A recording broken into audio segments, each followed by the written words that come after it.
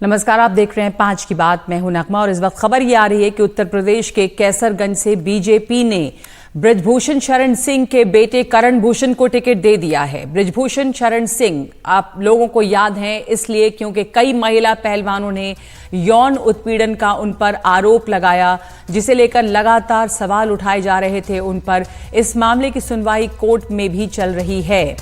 रायबरेली से दिनेश प्रताप सिंह को बीजेपी ने उम्मीदवार बनाया है, लेकिन इस वक्त खबर है कि उत्तर प्रदेश कुश्ती संघ के अध्यक्ष बने हुए हैं बृजभूषण शरण जो है उनके बेटे हैं दिनेश प्रताप, माफ कीजिएगा, बृजभूषण शरण सिंह के बेटे करण भूषण को टिकट दिया गया है। बृजभूषण पर कई महिला पहलवानों के ने यौन उत्पीड़न का आरोप लगाया था, जिसे लेकर उन पर लगातार सवाल उठाए जा रहे थे। करण भूषण जो हैं वो उत्तर प्रदेश कुश्ती संघ के अध्यक्ष हैं और अब बृजभूषण शरण का टिकट काटा गया है, लेकिन उनके बेटे करण भूषण को टिकट दिया गया। इसके अलावा आपको खबर दे दें रायबरेली सीट जिसे लेकर बार बार सवाल उठते हैं और बहुत दिलचस्पी है कांग्रेस की वजह से, जो हमेशा से कांग्रेस का गढ़ रही है, कि रायबरेली से बीजेपी ने दिनेश प्रताप सिंह को उम्मीदवार बनाया है। तो मेरे साथ इस वक्त मेरे सहयोगी रणवीर सिंह जुड़ गए हैं इस पर और बात करने के लिए। तो रणवीर से हम जानेंगे कि इसके क्या मतलब हैं। रायबरेली की जो सीट है, वैसे ये दिलचस्प है कि कांग्रेस ने यहाँ पर अपना कुछ भी मामला साफ नहीं किया है कि वहाँ कौन चुनाव लड़ेंगे।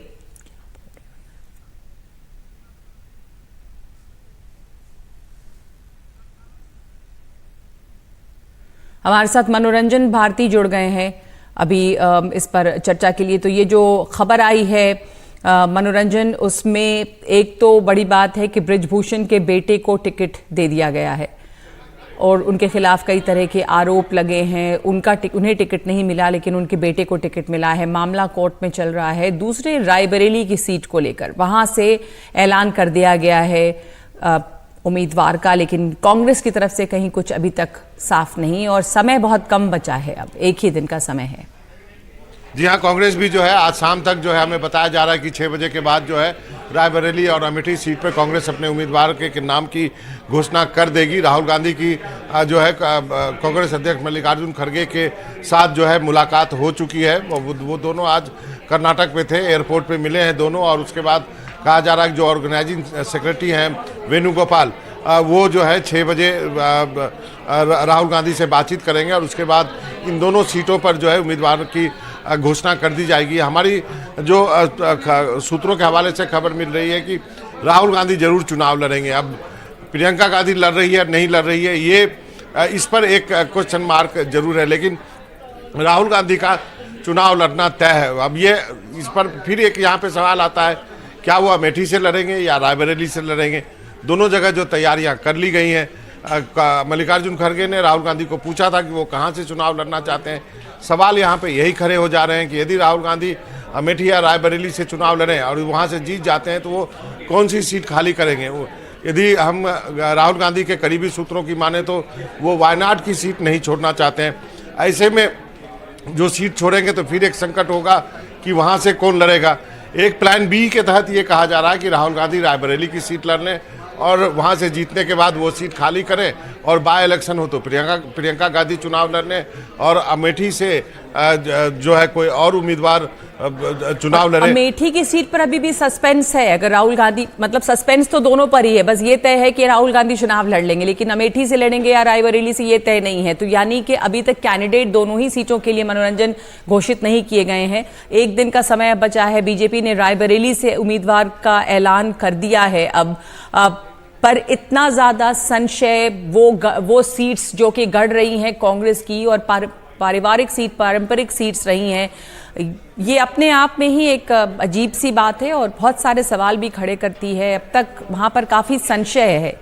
देखिए, हमें इतना तो बता दिया गया कि कल सोनिया गांधी, प्रियंका गांधी और राहुल गांधी वो अमेठी रायबरेली के लखनऊ जा रहे हैं, वहाँ से वो अमेठी और रायबरेली जाएंगे। अब कौन कहाँ से चुनाव लड़ेगा इस पर आधिकारिक रूप से इंतजार हमें करना होगा, लेकिन ये भी आपको बता दूं कि राहुल गांधी चुनाव लड़ेंगे। किस सीट से चुनाव लड़ेंगे इसको लेकर के जरूर जो है स्थिति साफ नहीं है। क्या प्रियंका गांधी चुनाव लड़ेंगी? अभी तक वो मना कर रही है। उनका कहना है कि मैं देश भर में प्रचार कर रही हूँ, मुझे अभी आप चुनाव में मत डालिए। तो बात आकर के वहीं टिक जा रही है कि क्या फैमिली ने तय किया है। सोनिया गांधी का कहना है कि दोनों को कि उन्होंने कहा कि ये सीट हमें नहीं छोड़नी चाहिए, इससे मैसेज खराब जाएगा, पूरे गठबंधन के लिए अच्छा नहीं होगा, ये सीट जो है हमें लड़नी चाहिए। अब जो है राहुल गांधी इसके लिए तैयार और प्रियंका तैयार होते हैं या नहीं, राहुल गांधी तो तैयार हैं, लेकिन कौन सी सीट है ये इसको लेकर के जरूर आधिकारिक पुष्टि या कांग्रेस के प्रेस रिलीज का इंतजार करना होगा। ठीक है मनोरंजन, ये तो खबर की बात हो गई, पर एक संपादक के तौर पे और एक पत्रकार के तौर पे इतने दिनों से आप कांग्रेस कवर कर रहे हैं और यहाँ पर जो आपने मैसेज की बात की, तो मैसेज इस वक्त वैसे भी क्या गया है अब तक?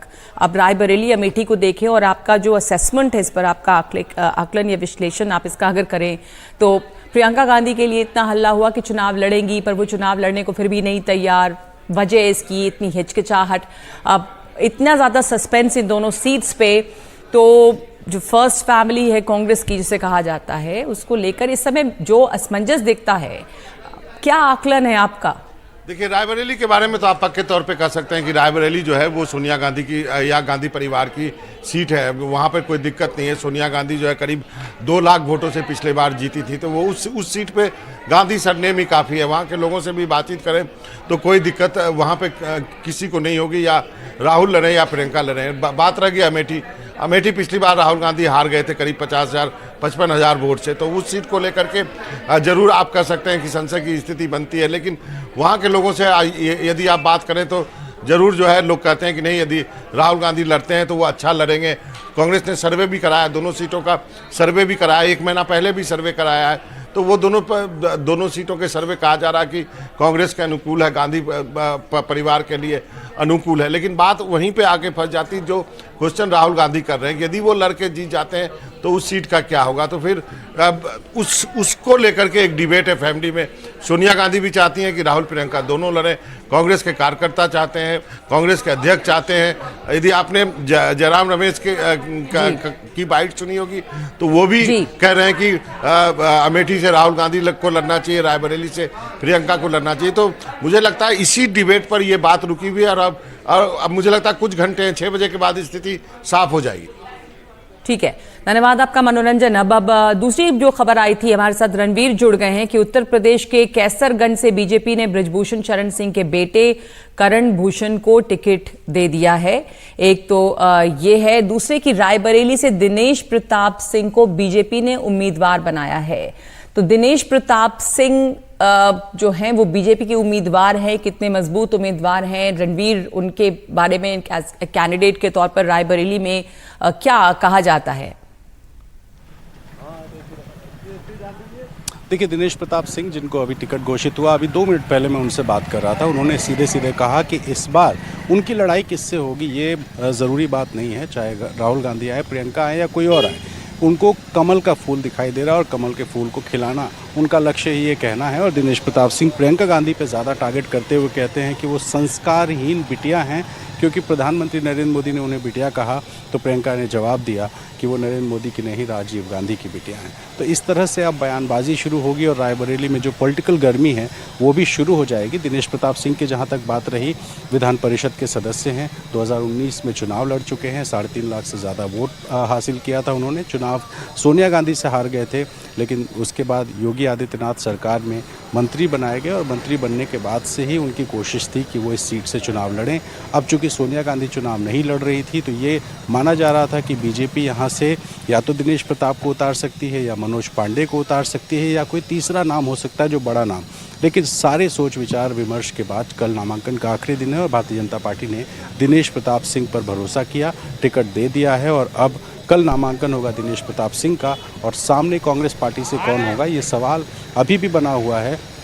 लेकिन दिनेश प्रताप सिंह ये बार बार दावा कर रहे हैं कि चूंकि हमने अमेठी हरा लिया है, अब रायबरेली टारगेट है और इस बार सोनिया जी चुनाव मैदान में नहीं है, इसलिए इस बार लड़ाई आसान है। और वो दावा कर रहे हैं कि भारतीय जनता पार्टी को रायबरेली भी जिताकर देने का काम वो करेंगे। जी। और बृजभूषण शरण सिंह का जहाँ तक मामला है, कोर्ट में मामला चल रहा है, उन पर बहुत सवाल उठे थे। जानी मानी मेडलिस्ट महिला पहलवानों ने उन पर जो आरोप लगाए थे, तो उनका टिकट कटा, लेकिन उनके बेटे को टिकट मिला, करण भूषण को, जो कि यूपी उत्तर प्रदेश कुश्ती संघ के अध्यक्ष हैं।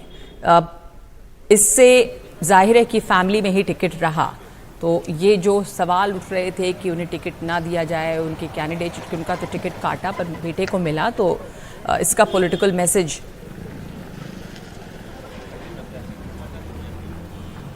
देखिए, अगर कैसरगंज सीट की बात करें तो टिकट कटकर भी बृजभूषण शरण सिंह को ही मिला है, क्योंकि पसंद उनकी थी, नाम उन्होंने दिया। 1990 में जन्मे करण भूषण बृजभूषण शरण सिंह के छोटे बेटे हैं, ऑस्ट्रेलिया में पढ़ाई की है, यूपी कुश्ती संघ के अध्यक्ष हैं और ट्रैप शूटिंग के वो राष्ट्रीय स्तर के खिलाड़ी हैं। और अगर करण भूषण की बात करें तो करण भूषण प्रतीक हैं बृजभूषण शरण सिंह का, चूँकि लंबे समय से बृजभूषण विवादों में चल रहे थे, लेकिन जो गोंडा और कैसरगंज का इलाका है, इस इलाके में बृजभूषण शरण सिंह का जो प्रभाव है वो भी भारतीय जनता पार्टी जानती है। और हाल फिलहाल में जो गुजरात से राजपूतों का विरोध शुरू होकर के उत्तर प्रदेश आया था, वो विरोध बृजभूषण शरण सिंह के नाम पर कहीं और बढ़ ना जाए, कहीं अवध और पूर्वांचल और बुंदेलखंड के हिस्से में ना चला जाए, इसको देखते हुए बीजेपी अपना सारा गुड़ाभाग करने के बाद ये तय कर चुकी है कि अब बृजभूषण शरण सिंह की जगह करण भूषण प्रत्याशी होंगे और इसकी घोषणा कर चुकी है भाजपा। जी बिल्कुल, धन्यवाद आपका रणवीर। ये बात आपने सही कहा कि वहाँ पर तमाम चीज़ें जो हैं वो बृजभूषण ही डिसाइड कर रहे हैं, तो उनको टिकट नहीं मिला, लेकिन एक तरह से टिकट उन्हीं को मिला है, उनकी चॉइस थी, उनकी पसंद थी, उनके बेटे को मिला है। तो यह है चुनाव और टिकट्स की खबरें। आगे बढ़ते हैं, बात महिलाओं की करते हैं। महिला सशक्तिकरण की दिशा में सुप्रीम कोर्ट ने एक और बड़ा कदम उठाया है। 16 मई को होने वाले सुप्रीम कोर्ट बार एसोसिएशन के चुनावों से ठीक पहले सुप्रीम कोर्ट का फैसला आया है, जिसमें सुप्रीम कोर्ट बार एसोसिएशन में 1/3 महिला आरक्षण लागू करने का आदेश दिया गया है। 16 मई को होने वाले सुप्रीम कोर्ट बार एसोसिएशन के चुनावों से ठीक पहले ये फैसला है। एससीबीए 1/3 महिला आरक्षण लागू करने का आदेश दे चुकी है। इस बार के चुनाव में कोषाध्यक्ष यानी ट्रेजरर का पद महिला के लिए आरक्षित करने का भी आदेश है। सुप्रीम कोर्ट में जस्टिस सूर्यकांत और जस्टिस केवी विश्वनाथन की पीठ ने बीडी कौशिक के मामले में कोर्ट के पुराने फैसले को स्पष्ट करते हुए निर्देश दिए हैं। पीठ के निर्देश के मुताबिक सुप्रीम कोर्ट बार एसोसिएशन के कोषाध्यक्ष का पद महिला के लिए आरक्षित रहेगा। इसके अलावा एसोसिएशन की कार्य समिति में 9 में से 3 सदस्यों के जो पद हैं वो महिलाओं के लिए रिजर्व रहेंगे। इस आदेश का परिपालन पहली बार 16 मई को होने वाले सुप्रीम कोर्ट बार एसोसिएशन के चुनाव में किया जाएगा। तो आपको सुनाते हैं चीफ जस्टिस ने क्या कहा इस पर।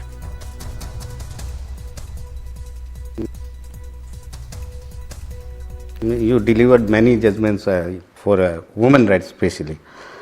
Do you think lot more has to be done for women empowerment? This is lots of cases come to Supreme Court every day. We saw permanent commission in forces, many cases. So do you feel that more has to be done?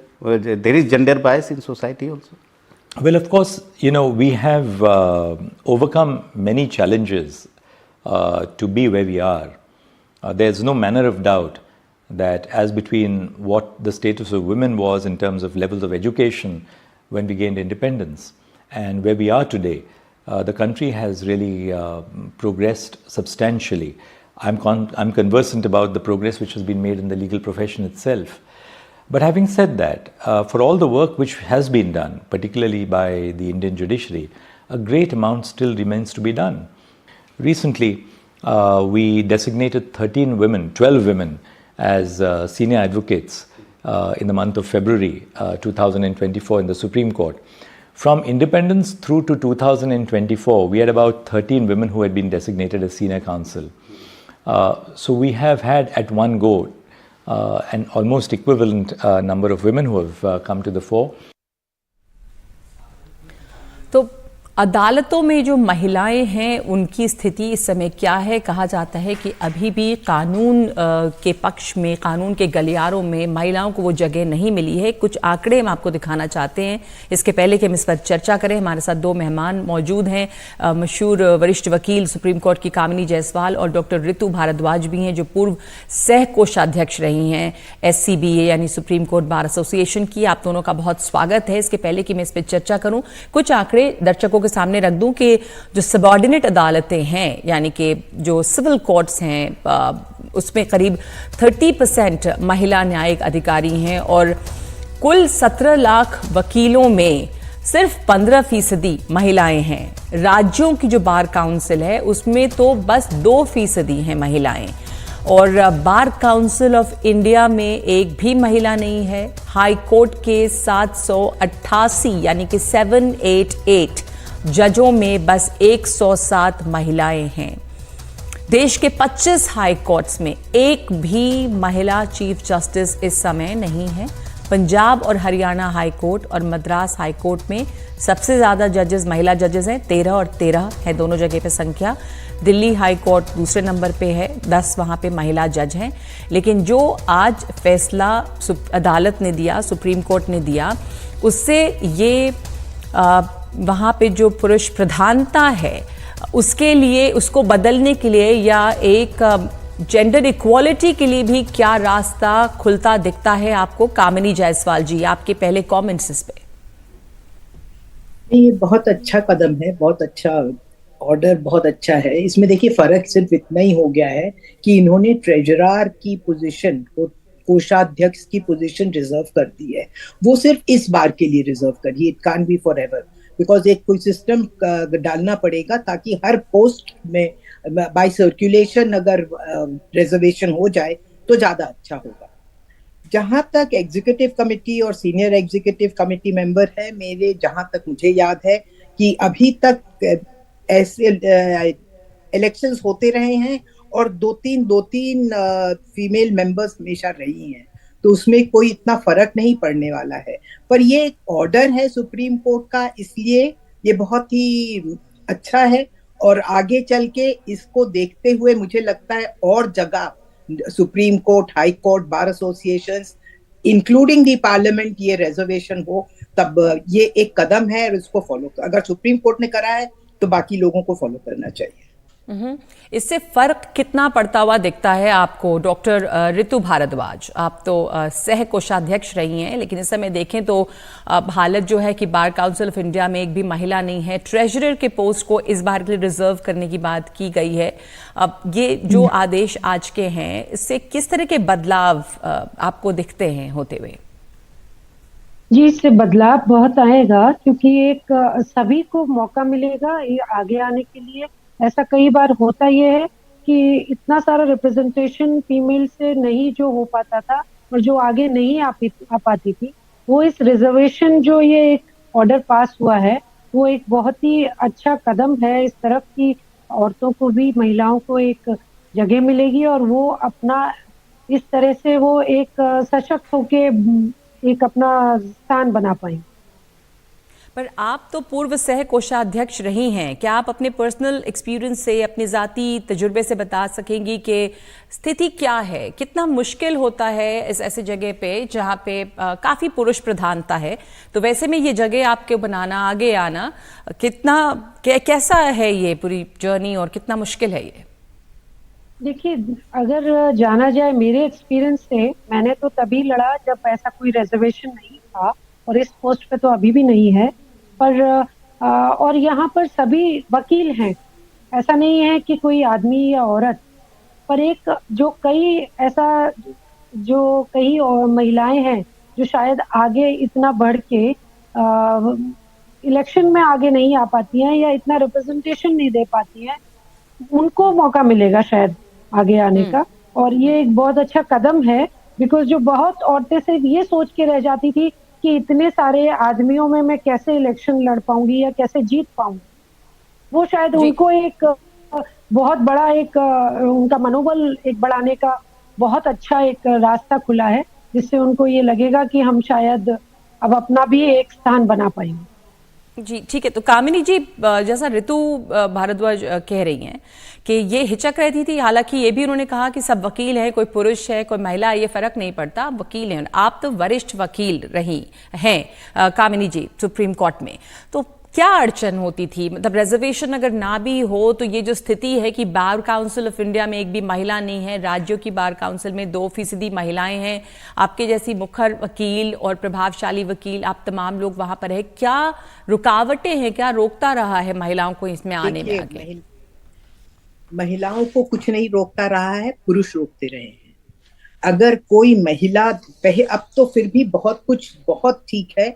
शुरू में तो ये होता, अगर कोई महिला थोड़ा सा आगे बढ़ गई तो उसके बारे में जो अश्लील बातें फैलाई जाती थी, जो उसको सहना मुश्किल होता था। बहुत ही ज्यादा घिनौना वहां का वो एटमॉस्फेयर था। तो क्योंकि अगर हजारों में 5, 6, 8 महिलाएं होती थी और बहुत ही बुरी तरीके से, और सब जगह कहीं अब धीरे धीरे करके क्योंकि महिलाओं और लड़कियों की तादाद बढ़ी है तो उनको भी अब थोड़ी सी कॉन्फिडेंस आई है। अब वो लोग इतनी जल्दी, और ये सेक्सुअल हैरेसमेंट का लॉ भी आ गया है तो इसलिए अब थोड़ा सा ठीक हो गया है।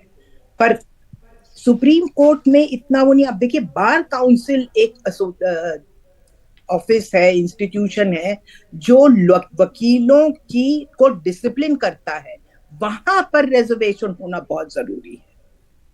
सुप्रीम कोर्ट बार एसोसिएशन का इतना रोल नहीं है कुछ करने में।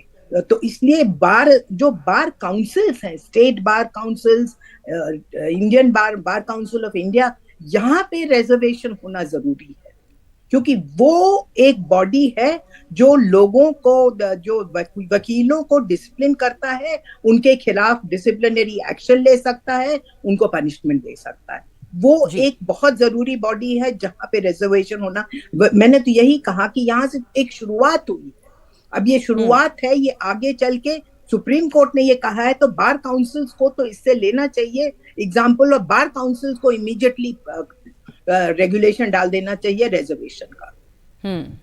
कदम तब आगे बढ़ेंगे लोग, तब कुछ होगा अगर बार काउंसिल्स में महिलाओं के लिए रिजर्वेशन होगा तो। जी, बहुत महत्वपूर्ण है ये शुरुआत। कामिनी जायसवाल, धन्यवाद आपका, और आपका धन्यवाद ऋतु भारद्वाज हमारे साथ जुड़ने के लिए। महत्वपूर्ण बात कामिनी जायसवाल ने कही कि माहौल ऐसा था कि महिलाओं को आगे आने से रोकता था, और जो महिलाएं आगे आती थी उनके बारे में जिस तरह की चर्चाएं होती थी वो पीछे खींचती थी महिलाओं को। लेकिन ये जो रिजर्वेशन की बात हुई है अभी बार काउंसिल में या सुप्रीम कोर्ट बार एसोसिएशन में, माफ कीजिएगा, इस चुनाव में, वो एक अहम शुरुआत है और इससे महिला सशक्तिकरण की तरफ एक कानूनी दायर जो हल्के हैं वहां पर एक शुरुआत है, एक बहुत महत्वपूर्ण कदम उठाया गया है। तो हम आगे बढ़ते इस वक्त एक ब्रेक लेंगे और ब्रेक के बाद कुछ दूसरी खबरें। सलमान खान फायरिंग मामले में जो आरोपी है उसका कस्टडी जेल में जो आत्महत्या की खबर है उसके ऊपर ताज़ा डेवलपमेंट्स क्या हैं, आज पोस्टमार्टम हो रहा है, इससे जुड़ी खबरें आपको दिखाएंगे इस ब्रेक के बाद।